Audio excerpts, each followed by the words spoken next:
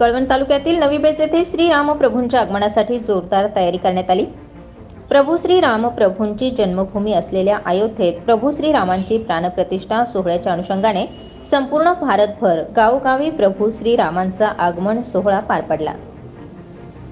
कळवण तालुक्यातील नवी बेज येथील ग्रामस्थांनी बैलगाडीतून आंब्याच्या डहाळ्या आणत गावातील राम मंदिराला सुशोभित केलं।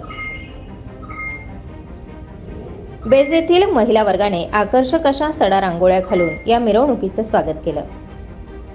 यावेळी संपूर्ण ग्रामस्थांनी घरावर भगवे ध्वज फडकवत प्रभू श्री रामाचा जय जयकार केला। नवी बेज येथील ग्रामस्थांनी श्री राम मंदिरात एकत्रित येऊन महापूजा आरती केली। यानंतर महाप्रसादाचंही आयोजन करण्यात आलं।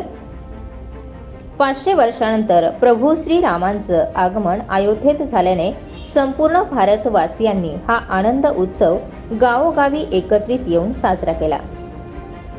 कळवण तालुक्यातील नवी बेज येथील ग्रामस्थांनी पारंपरिक पद्धतीने एकत्रित येऊन प्रभू श्री रामांचा आगमन सोहळा मोठ्या भक्तिमय वातावरणात साजरा केला।